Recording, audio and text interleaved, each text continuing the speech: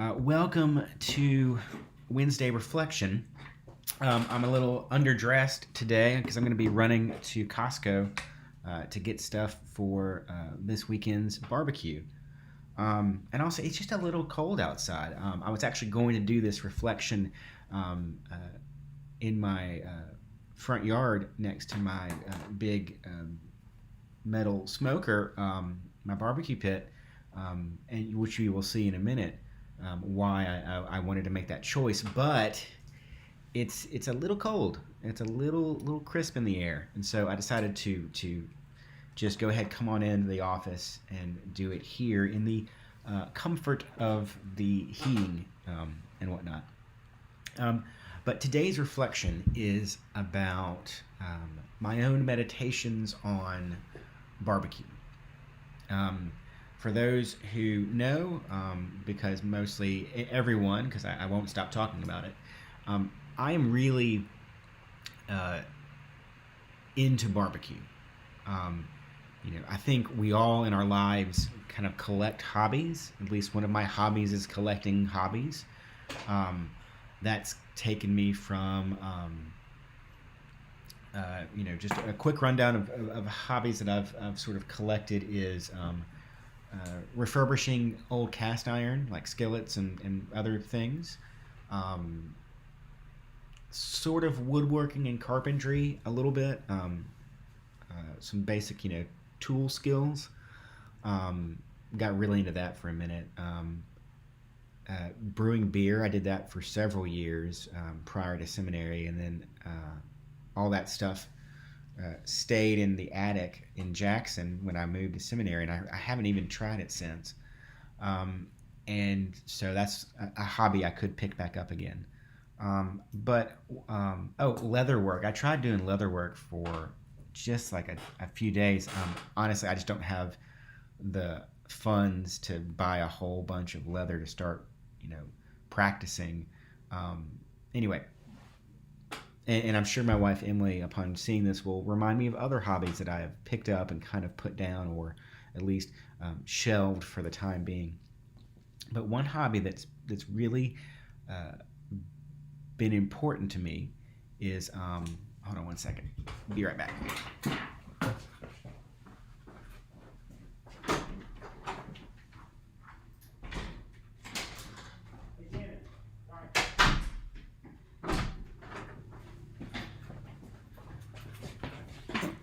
Had to unlock the door.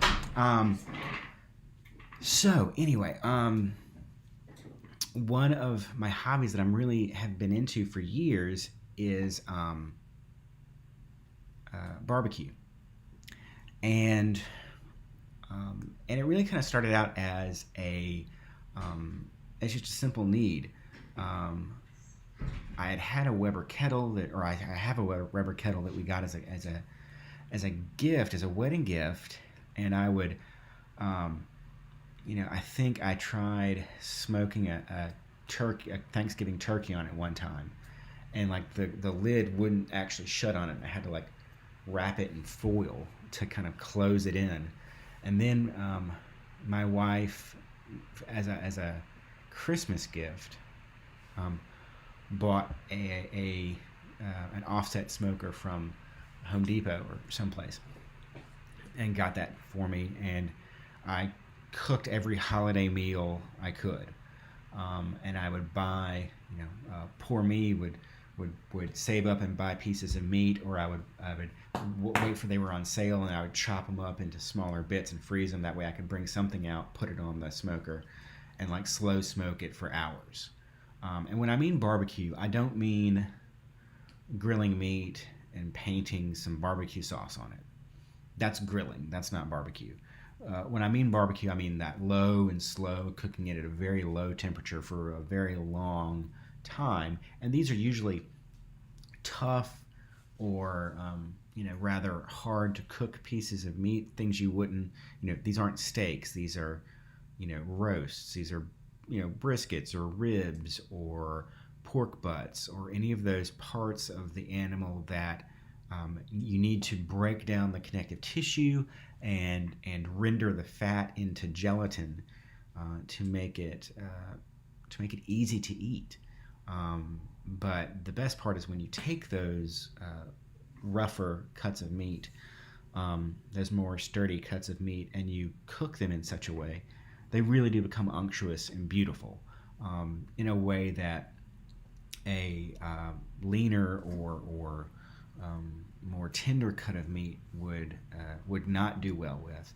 You have to cook those hot and fast, really.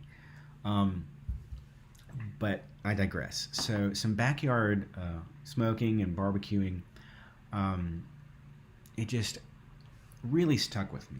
And then in seminary, they had, as an alumni gift years ago, they had been given this huge 84-inch Lang reverse flow smoker. And if you know anything about those, Lang is like the Cadillac of barbecue pits. It's amazing. They're very treasured, and they cost a pretty penny, but they are beautiful. And so we would, my friend Melissa, who was in school with me, asked me if I would be the one to smoke the pig for the senior barbecue. And it was my junior year, it was my first year in seminary, and it was kind of a big deal, and I was up for the challenge. I think I had smoked turkeys for the seminary Thanksgiving meal, and so she put me kind of in charge for doing the pig. And it took 24 hours, and I did not sleep very much, and I cooked the whole pig. And it was my first time to ever do something big like that on that big, massive smoker. But oh man, the fire was lit underneath me, no pun intended. I really liked that big scale cooking, and I did the pig for the barbecue every year. And then finally, when it was time for me to get a new smoker, after having had a couple of cheap, entry level smokers for a while, they would last several years and they would kind of age and fall apart. I went through two of those, and finally this year, after having to retire my smoker, my wife said, "Hey, look, go ahead, you've got some money put aside, go ahead and get the big one. Get something big enough you can do a pig on," basically is what she was saying, because she wanted me to do that again. And I feel that she knew that really kind of spoke to me. And so I had the money, and I went ahead and did it before I talked myself out of it. And I got a really big smoker from Alabama. It was custom built, exactly how I wanted it. And so I've got a 72-inch. I got a 6-foot reverse flow smoker. And if you've seen pictures or you've heard me talk about it, which I've been telling everyone about it, I've had it for about a month. And so I'm cooking all the pork butts for our barbecue this weekend. I'm going to go pick those up from Craig, today or tomorrow. And so all that to say is I'm not just here to tell you about a hobby that I like. I'm here to tell you about a meditation upon that kind of work and what that means to me.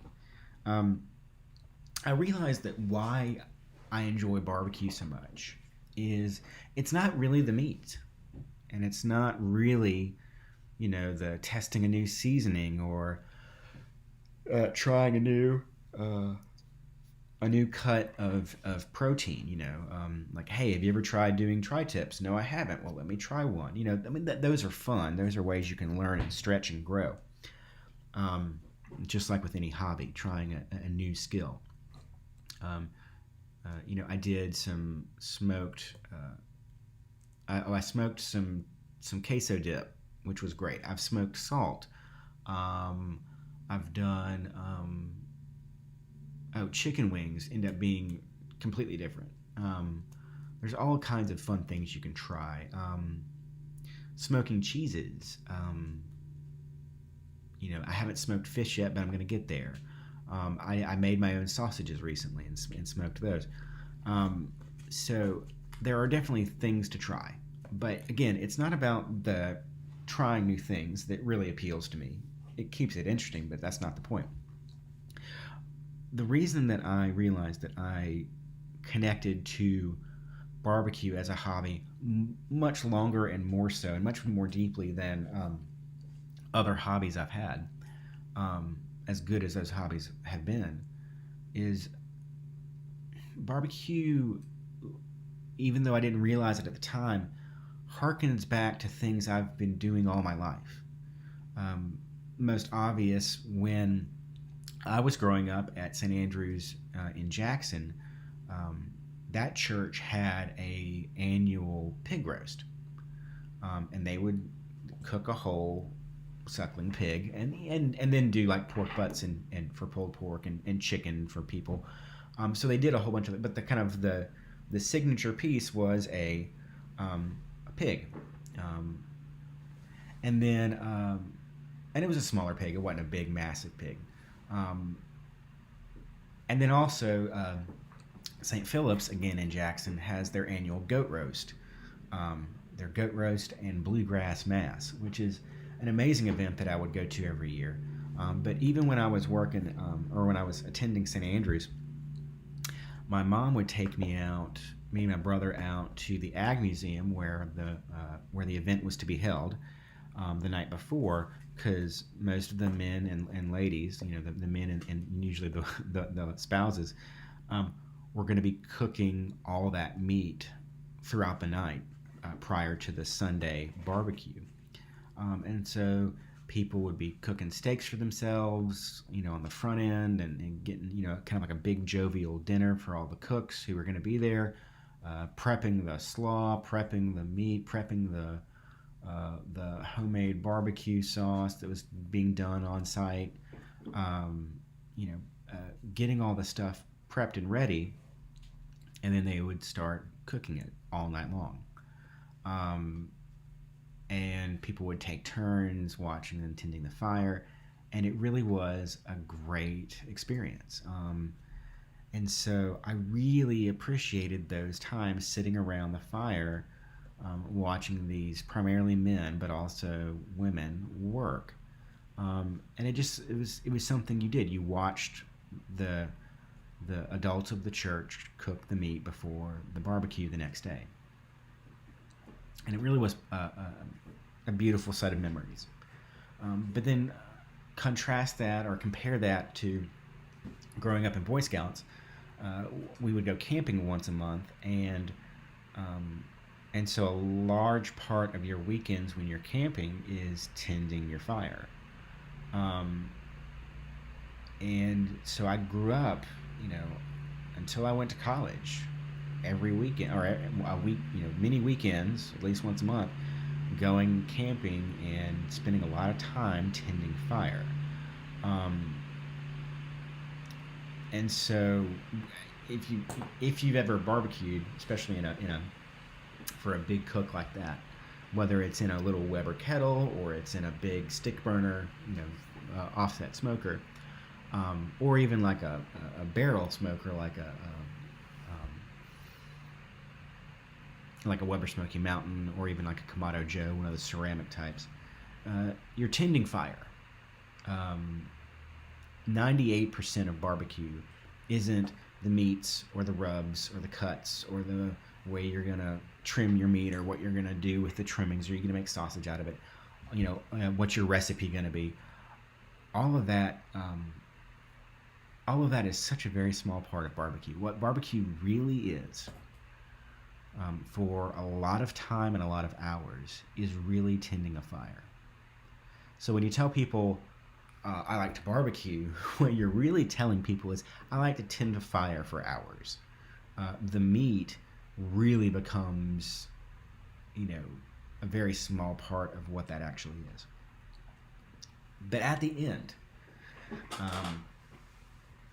what you're doing is you're producing this beautiful meal that could only happen if you took the time and the energy to do it.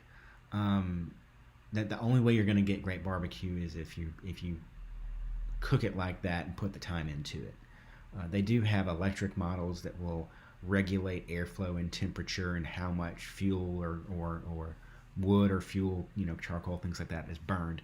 And so you can do a set it and forget it style of barbecue where you have essentially um, simple computers and fans and temperature controls burning your fuel and keeping things regulated for you. Um, and yet, I don't think the barbecue comes out as good as if it would be on a stick burner, on a live fire uh, in a smoker. Maybe that's just my own bias, but I think most people would agree with me. Um, all that to say, not to nerd out on barbecue with y'all, but the only way you're going to get those ribs to taste like that, or the only way you're going to get pulled pork that tastes like that, or brisket that tastes like that, is putting in the time, that slow attention. And if you are trying to do a bunch of things, like if you're trying to tend your barbecue, but also like fold the laundry, but also, uh, you know, write a sermon, it can feel hectic. However, um, when I'm in my barbecue zone, um, a lot of the other things really kind of fade away. And so I linked to a article in the description or in the description of this video about a meditation on cooking in the home. And this writer talks about kind of the intentionality of cooking risotto in her kitchen. And while that's not the same thing that I'm doing, the analogies and the the carryover is very similar. Um, when I'm focused on barbecue, which I usually do on Fridays on my day off, everything else kind of melts away. And even though I still have, you know, letters to write or messages to send or maybe sermons to finish prepping, a lot of that stuff just sort of blends away or blurs away, and I'm left with just tending a fire. Because when you're tending a fire, you really can't focus on too much else. Um, it doesn't need constant supervision, but you start to learn how your fire moves and grows, and you sort of become friends with it because fires behave differently. So even though I'm cooking in the same firebox in my same smoker every week, um, a fire will tend to do different things. This fire may want to keep moving over to the corner, or this one wants to be very front in the front of the box. This one wants to always kind of creep toward the back. And so no matter how I arrange my logs, even though I've done it so many times and I kind of know what's going to happen, again, it's a live fire. And that's what live fire cooking is. So is primal, but is also simple. And I think simple things done really well give amazing product. Case in point, Carl Craig at Magnolia Blues. I've told this story before, but the first day we got here, when we moved from Tennessee, Sloan Smith showed up with a plate of kind of barbecue sampler from Magnolia Blues. And there was some brisket slices and pulled pork in there and whatnot. And then there was some smoked chicken. Now, I have smoked many chickens. I have done injections. I have done rubs. I have brined it. I've dry brined chickens. I've done everything you can do to a chicken. I've done beer can chicken. And yet, while the act of cooking a chicken, smoking a chicken, is relatively easy to do, to do something simple but elegantly well is very hard to do. And so I took this bite of Carl's chicken and I was like almost angry at the chicken because I knew enough to know what he had to do or what level he was operating at to get that chicken to taste so good. Like you can't just throw a chicken on a grill and make it come out like that. You have to like really have honed your craft really well to make something so simple come out so elegantly. So tip of the hat to Carl and his crew for really knocking some smoked chicken out of the park. Likewise, perfect example of making a roux or any kind of Creole cooking. Creole cooking takes essentially what was like cheap, bargain bin ingredients, what you had, flour, fat, the Trinity, and like really rough cuts of meat. Think of like boiling pork for hours for boudin. You take the rough cuts of meat and the veg you have, and the seafood that you had available, and you do something very simply, but with such craft and care and expertise that you make food that you couldn't just wish for. You can't just whip up really good gumbo. I remember I was in New Orleans and I was at Mr. B's Bistro, and I had some like crawfish etouffee. And with all apologies to my mom, this place totally beat them. Totally beat my mom's etouffee completely. And it really has to do with taking these simple base ingredients that are in everything. I mean, flour and fat are in, pretty much everything. But to make a beautiful roux out of that and to do it so consistently and elegantly, it just shows a mastery of skill that you can't just walk up and repeat. Again, enough gushing on food. I want to just go ahead and finish my thought. Like mindfulness, or any kind of contemplative meditation or prayer, whether it's reflecting upon scripture readings that call out to you, or doing a lectio divina, where you're reading a scripture passage and you're asking yourself like what phrase or word kind of grabbed your attention and made your mind kind of perk up a little bit. What hooked you when you read a passage, and then you contemplate on that word or phrase, and kind of draw out some reflection or meditation on that scripture reading. Any of that kind of contemplative act helps break down the simplest truth that scripture is giving you today. Much in the same way, where if you are cooking, whether it's a risotto or a ramen or a barbecue, you're breaking down something that is not unexpected. That definitely has a recipe to it. There's a certain order of things that is going to happen, and you're breaking them down into their most elegant point. I'm thinking, food comes to mind a lot for me when I think of this kind of stuff. But like a Japanese tea ceremony. If you've ever seen a Japanese tea ceremony, go look one up on YouTube. Every part of that ceremony has an action, and there's a very specific way of how you rim the cup before you put the tea, and how you like warm the cup with the warm water. But then that's just to warm the cup, and then you pour that out, and then you steep the tea, and there's a whole, how you add the tea powder to the mix. I'm not a professional. I've just watched it a few times. But every part of that has a ritual to it. And by breaking it down into its constituent parts and really focusing on the intention of it, is essentially mindfulness, except it's not being mindful of your body, it's being mindful of the tea. Much like in barbecue, when you are, again, tending the fire, that's really all barbecue is. When you're tending the fire, you're giving your hands and fingers and feet something to do,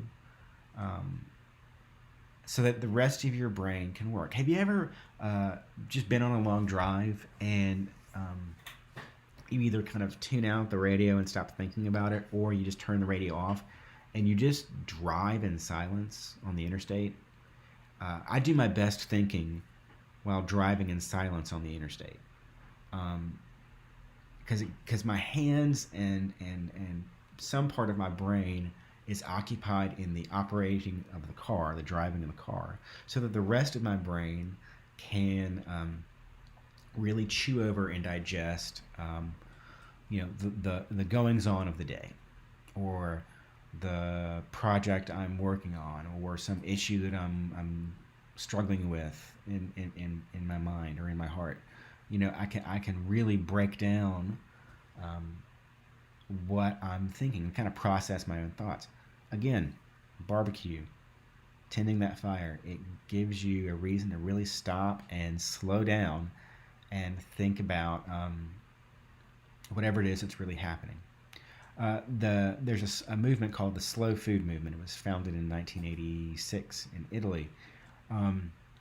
But it focuses on, it's basically the exact opposite of fast food.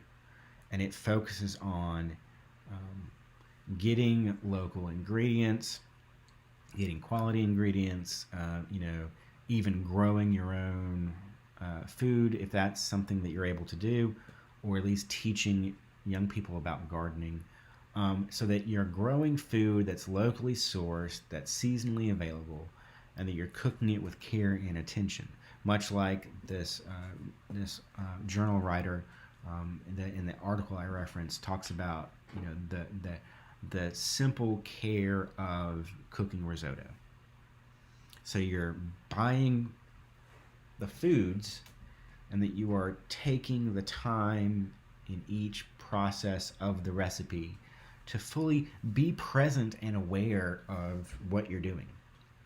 You're not listening to an audiobook or listening to the news or whatever while you're cooking. Not to say that you shouldn't do that. If you want to unwind after a day of work by listening to the news or the TV while you cook your dinner, that's great. But also consider not doing any of that and really just focusing on where you are and what you're doing in the cooking of the meal.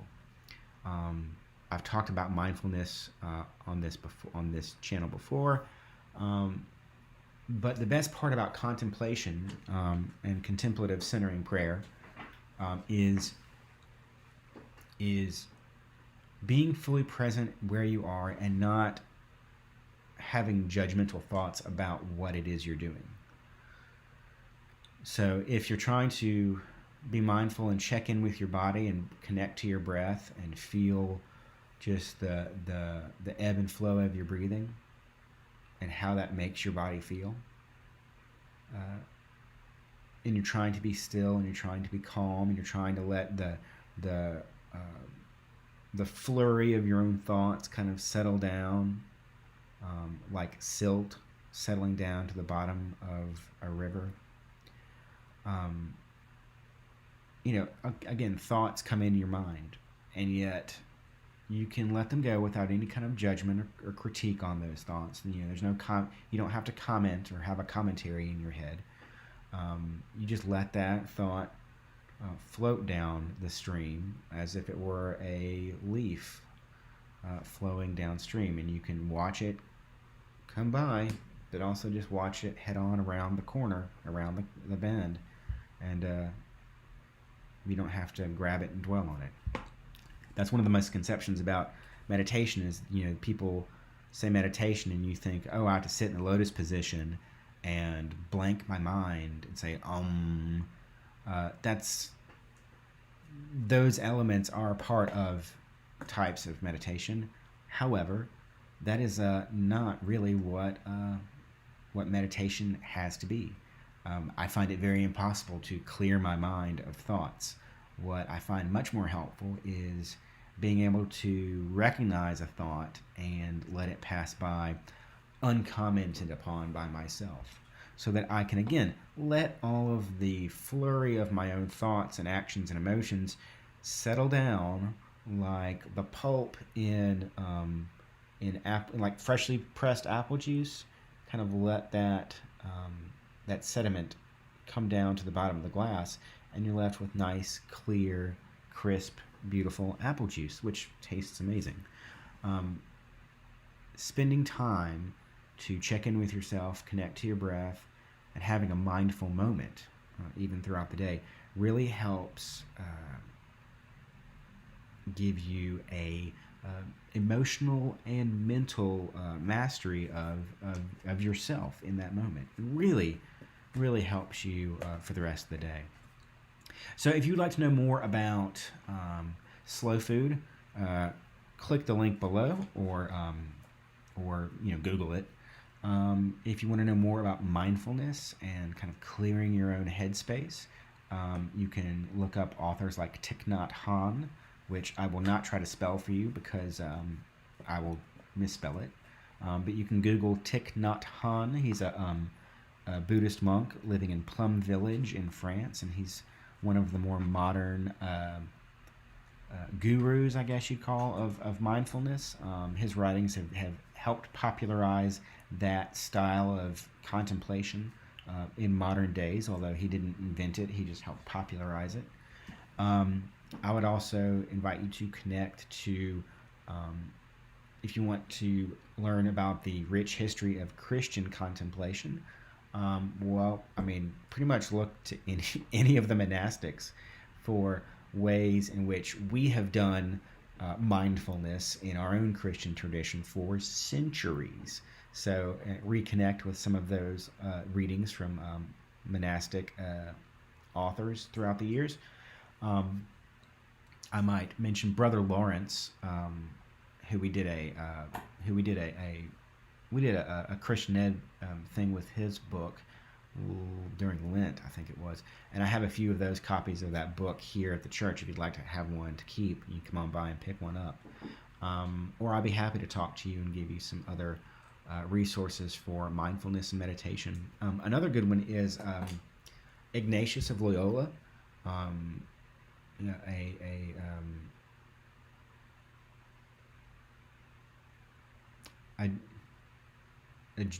Jesuit. I had to think of which order it was. He's a Jesuit. He was a Jesuit monastic. Ignatius had what was called the Ignatian Examen, where it's a process of taking like 2, maybe 3 minutes each day toward the end of your day to reflect upon what happened today that made you grateful, or what happened today that troubled you, or what God wanted you to get out of today. So consider looking up the Ignatian Examen, and it's a 2 to 3 minute meditation that really, I think, helps me a lot. I wish I did it more often. I should make myself kind of pick that back up again. That was an amazing meditative and contemplative exercise to do, and it doesn't take very long. So anyway, that is enough about meditation, and that's enough about barbecue. I hope to see you at the barbecue at 6 o'clock, not 6 o'clock, at 11 o'clock at November 6th, which is Saturday. If you still need some meal tickets, we still have a few meal tickets left, and I hope that you will come and join us. We have games, we have music, lots of good live music is coming. And there's going to be a bake sale, and there's going to be drinks, and there's going to be barbecue, and there's going to be beans, and there's going to be potato salad, and I'm going to cook the barbecue, and it's going to be really good. And yeah, all right, dear ones, as always, God bless.